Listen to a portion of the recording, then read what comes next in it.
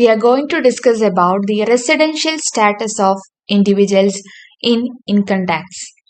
In income tax, total income of an assessee is calculated on the basis of the residential status of the assessee. Here, the residents can be divided into types of residents can be classified into different categories. First one is resident and second one is non-resident. And this resident can be two types, that is ordinarily resident and not ordinarily resident. Now we are going to discuss about the residential status of individuals. How do we determine the residential status of an individual? So we know in the case of individuals we have resident and non-resident, and this resident can be of two category, that is ordinarily resident and not ordinarily resident. An individual is said to be resident in India if he satisfies any one of the following basic condition. So an individual is said to be resident in India if he satisfies any one of the basic condition. And that basic condition is what we are going to discuss now. First basic condition is that he is in India in the previous year for a period of 182 days or more. That is, he must be in India for an 182 days or greater than 182 days in that previous year. So that is the first basic condition. Second is he is in India for at least 365 days during the 4 years preceding the previous year and is in India for at least 60 days during the previous year. So the second basic condition is that he must be in India for at least 365 days during the 4 years preceding the previous year. That is, he must be there in total 365 days during that 4 years preceding the previous year, and also he must be there in India for 60 days during that previous year. So these are the two basic conditions, and if he satisfies any one of the basic condition, then we can say that an individual is resident in India. And this resident, an individual who is resident in India can be of two categories, ordinarily resident or not ordinarily resident. So now we are going to discuss when an individual become ordinarily resident.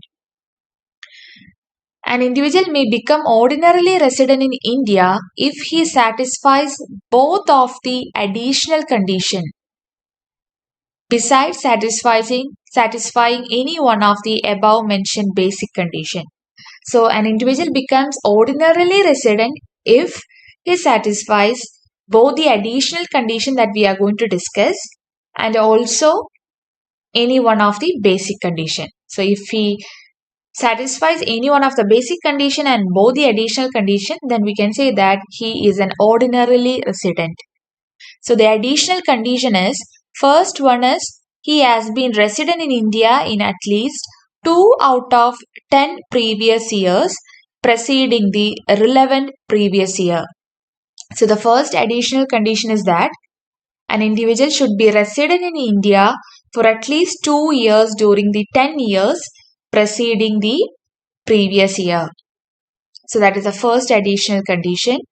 Second one is he must be in India for at least 730 days in all during the 7 previous years preceding the relevant previous year.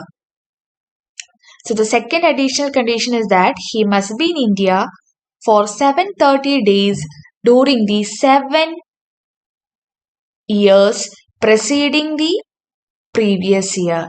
So if he is there for 730 days for all together the 7 years preceding the previous year, then we can say that he is an ordinarily resident person. So additional condition we are having 2, basic conditions also we are having 2, and if one of the basic condition is satisfied and both the additional condition is satisfied, we can say that an individual is ordinarily a resident. Now we are going to see when an individual becomes not ordinarily resident. If an individual satisfies any one of the basic conditions but does not satisfy the two additional conditions, then he is said to be not ordinarily resident. So if an individual satisfies any one of the basic condition and does not satisfy both the additional condition, then we can say that he is not ordinarily resident. So to conclude, we can say that if a person satisfies any one of the basic condition, then we can say that that individual is an resident.